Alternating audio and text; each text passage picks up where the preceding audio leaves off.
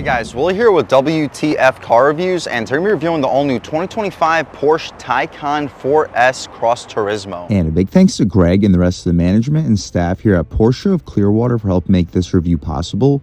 I'll leave a link to our inventory below, and if you're looking for a new premium performance car or SUV in the Clearwater, St. Petersburg, Tampa area, I would definitely recommend checking these guys out. And as for Greg. And for those of you guys who don't know, the Taycan has been Porsche's luxury performance EV since 2019, receiving some well-needed improvements this year for 2025, featuring revised styling and major mechanical changes. Now capable of fast charging from 10 to 80% in just 15 minutes, we also get lighter and more powerful battery packs and capable of up to 340 miles of range with up to 1,019 horsepower. There are 7 trims available for the 2025 Taycan, ranging from the $100,000 base up to the $230,000 Turbo GT. Here we have the 4S Cross Turismo, which is Porsche's dual-motor hatchback model for the Taycan, with a base price of $125,000. What else do we get for that money? Let's jump right in. So as we mentioned, the Taycan for 2025 gets a styling refresh. We get the front lip, which is pretty aggressive, full front parking sensing, forward-facing camera, sensor for the advanced safety features, full LED quad headlamps, functional airflow, Porsche badge up front, and a very aggressive styled wheel arches, making it very easy to point and shoot this vehicle from a driver's perspective.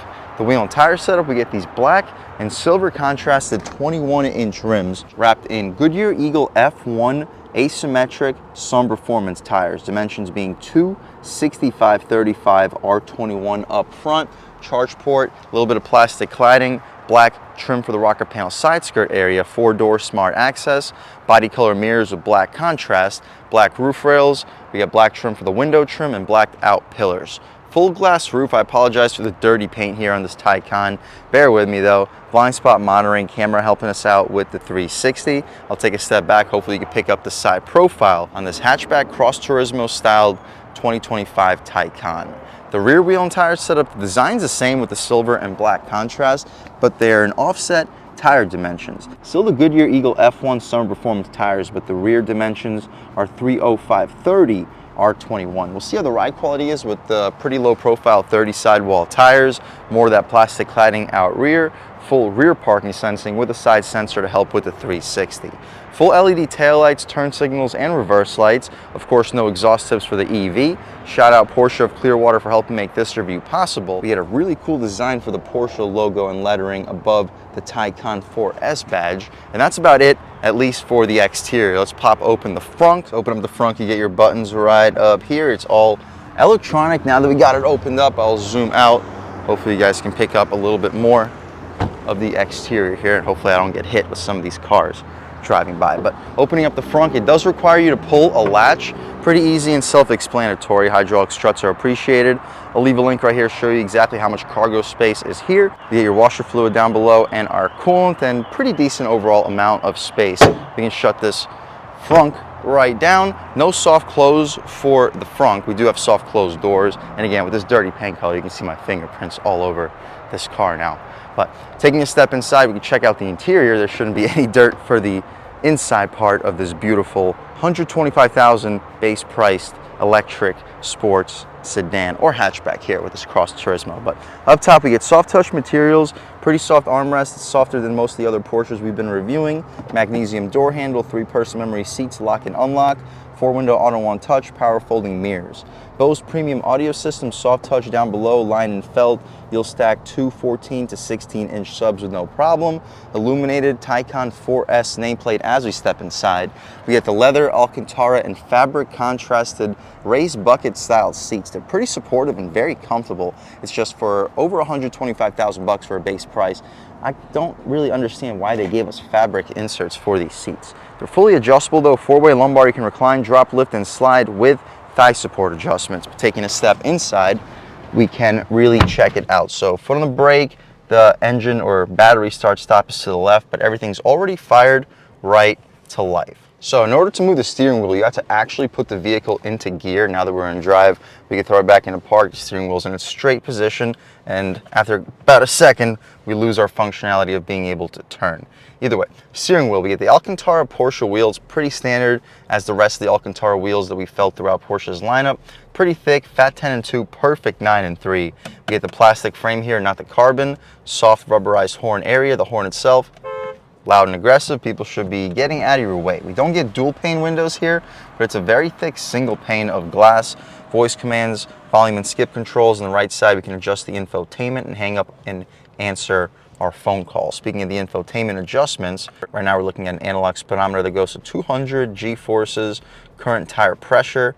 We get our battery pack information as well. My personal favorite would be just the speedo. In the center, we get a digital speedo. We get our advanced safety features with the Taycan illuminated in the middle. We also get our map with speedo, and you can isolate it to just a map as well with the quiet mode. My personal favorite screen would be the one that we were originally at. Press it one more time, you get a power meter as well. Cool. Anyway, the stocks have a satisfying click, cruise control underneath, auto headlamps, auto high beams, and auto rain sensing wipers. Drive mode select, we have normal, sport, sport plus. We'll start the review off in Sport Plus. We'll try it out in normal and range. Gravel too, we're not gonna try out gravel, but we'll try out range, normal, and Sport Plus and see what the differences are. We get soft touch materials for the middle and top part of the dashboard. Hopefully you can pick up the heads up display we get here. Porsche clock in the center. We have dual touch screens. The bottom screen controls the climate control, but you also have shortcuts for navigation, music, phone, and vehicle settings if you don't want to reach to the actual touchscreen. Anyway, we can check out the response here. Pretty good, can't complain. Very good resolution, very good response. Big thumbs up to Porsche, and you get the shortcuts down below with the second screen. And we get our covers still on, so it's not actually this glary. It's just I don't want to get fingerprints all over this potential or somebody else's potential vehicle. We get heated and ventilated seats. The vehicle settings, let's see what we get. Takes a second to respond, but we have drive, assistance, trip, and comfort. The drive gives us drive modes, chassis control, air suspension leveling, and the electric sport sound. We'll check that out when we take it out for a drive. Electronic parking too, or self-parking. You can open up the frunk and open up the trunk. Battery charging information. You can see 65% or 133 miles. Pre-cool or heat, AC, DC/AC. Taycan, a little bit of plastic in the center, softer materials for where your knee will often hit. A little bit of additional storage underneath the center stack area. 2 cup holders, you'll fit 32-ounce water bottles with pushy things to keep the smaller drinks in place. The armrest is decently soft injection molded plastic. I would expect leather at this price point. The space is okay. I'd expect you to fit 2 12-ounce cans, 2 USB-C ports, and a 12-volt with a wireless phone charger as well. The glove box is soft touch for the outside of it, lined in felt and large, but not very deep. I would expect you to fit probably around 20 license plates.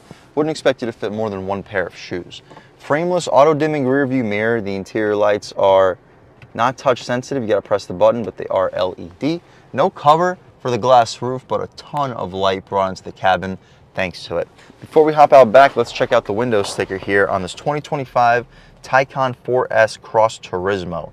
8C permanent synchronous motors, 590 horsepower, and the Performance Battery Plus battery. $125,200 for the base price. You can pause, take a look at all the options and features. There is a lot of them, totaling us out after destination at almost $160,000. And yeah, I'm not going to pretend like that's not a really absurdly high base price. And there are some complaints that I have. We don't have stitching for the dashboard, no stitching on the door panels, cloth fabric inserts for the seats. So yes, performance-wise, this is an unbelievable vehicle, but compared to some of the other Porsches like the Panamera, which the one that we reviewed was like $30,000, $40,000 cheaper and a much nicer interior for that vehicle. I'm not quite sure why Porsche compromised the interior quality and overall luxury look while not really compromising the price compared to the higher level trims of the Panamera. It'll be interesting to see how the higher models have their interior laid out, if they have more stitching, if they have nicer quality seats. But at this price point, I do wish that Porsche gave us that without needing to go up to the higher modeled trims. That's about it though, guys, for the front seat of the 2025 Taycan. Let's check out the back seat, see how much space is offered back there, as well as the overall quality of the material. So up top, We still get the soft touch, cushy soft armrest, magnesium door handle. We get the Bose audio system, auto one-touch window. Not the most storage, but you'll fit a 6-inch sub in there, illuminated Taycan nameplate, bolstered rear seats. That's an appreciated feature, and we have climate adjustments as well. But taking a step inside, I'm a little bit over 6 feet tall sitting behind my seat settings, and I still have about 3-4 inches of knee room, headroom.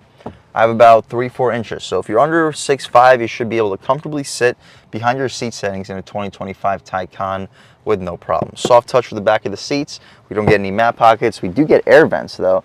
We can check out the climate control. We get heated second row seats and a quad zone climate. That's appreciated. A little bit of storage.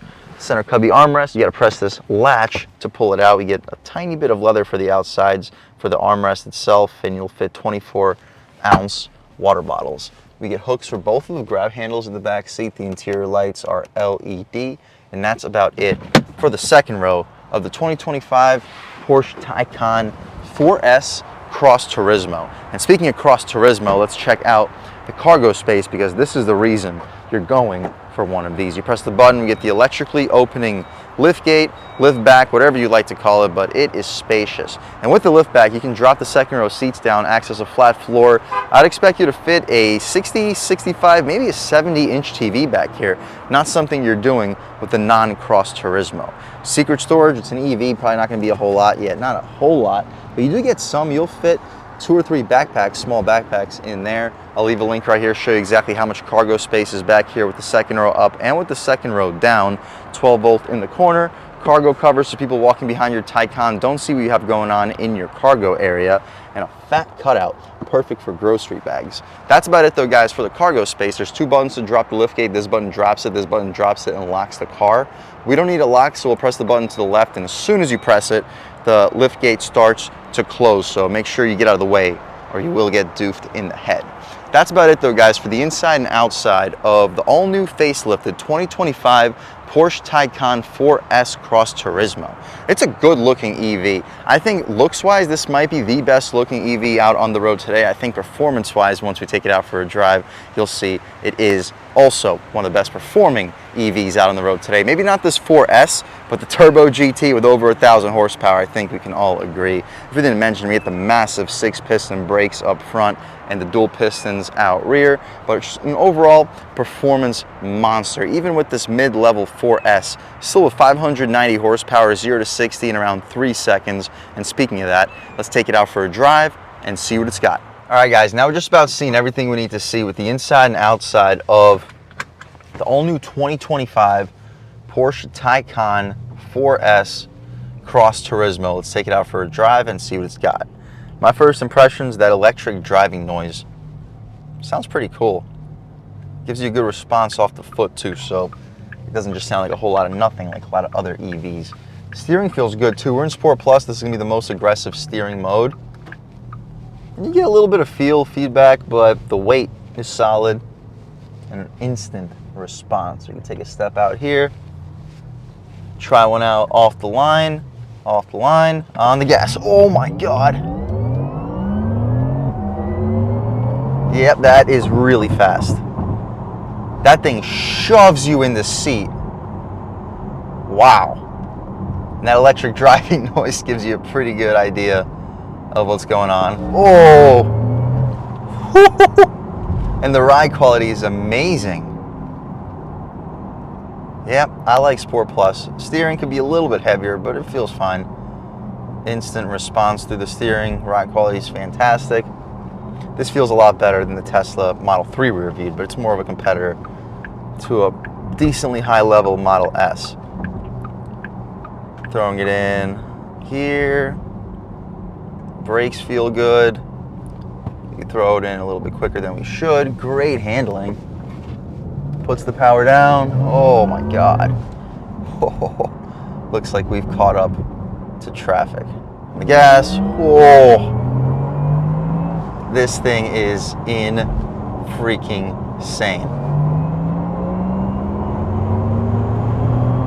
Yeah, no need to beat it up any further. Hopefully you guys can pick it up on camera. One more time, passing power is just absolutely insane. I was not expecting this mid-level Taycan to feel this quick. You can seriously get in trouble with this thing on these roads because on top of being as fast as it is, you really don't feel anything. It doesn't feel like anything out of the ordinary. I mean, it's definitely a fast car, but outside of the way that it just launches you into the seat off the line, it really doesn't feel a whole lot different just cruising along than a lower level Panamera, but it feels a lot quicker. It feels as quick as a high level Panamera. We can take it out of sport. Throttle response gets a little bit duller, but still feels sharp. Steering gets a little bit lighter, but it still feels really responsive. Yeah, normal mode is fine. Still really, really good pull in normal mode, but we'll throw it back into Sport Plus. I think that's what this car is really all about. Of course, for daily driving, you're going to leave it in normal, but I wouldn't call what I'm doing right now daily driving. Give this guy some space on the gas. Ooh. Yeah. Should just speak for itself. It's a really, really fast car. Could really get in trouble in this thing. Just cruising along the highway, you don't really hear any wind noise or road noise. Barely any throttle or accelerator pedal gets this thing moving. And when you do lean into it, it's just ludicrous at how quickly this thing gets up to speed. Overall, guys, yeah, I was not expecting to be this impressed with this car when I was looking at that window sticker. Yeah, I mean, yeah, it's an expensive car, but you are getting what you're paying for. I was really not expecting to say that. At $160,000 when I first saw that sticker, I was like, what the hell are they thinking? Like maybe for the Turbo GT model, but no, the Turbo GT model is another $80,000, $90,000 on top of this. And hopefully I get the chance to drive one of those because this thing was a rocket ship. The most comparable EV that I've ever driven to this would be the Audi RS e-tron, which is actually more expensive to what we have here, but this is faster. This feels better when it comes to handling. It feels like it weighs 400 or 500 pounds less. I don't necessarily know if it is, but it feels like it. That's what you want from a sporty vehicle. It's still comfortable inside. Not the biggest fan of the fabric cloth seats, not the biggest fan of the lack of stitching, but outside of the fabric seats and the lack of stitching, I mean, there's absolutely nothing wrong with this vehicle. The charging has improved 10 to 80% in 15 minutes. That's about as quick as filling up RV. So it's pretty decent even for long trips. It's not ideal, but we are going in the right direction. The battery packs are also lighter, more efficient, and more powerful. All of that translates to a potential 0 to 60 time of 1.9 seconds if you go for the Turbo GT, or around 3 seconds for this 4S with the Cross Turismo hatchback. Either way, if you're looking for the best performance EV out on the road today that still has plenty of luxury features, I think that this 2025 Porsche Taycan 4S hatchback is a great way to go, especially with the hatchback, because you get a pretty decent amount of added practicality. And a big thanks to Greg and the rest of the management and staff here at Porsche of Clearwater for helping make this review possible. I'll leave a link to our inventory below, and if you're looking for a new premium or performance car or SUV in the Clearwater, Tampa Bay area, I would definitely recommend checking these guys out and ask for Greg. And a huge thanks to all you guys for watching. I had a great time making this video. If you're new to the channel, please subscribe.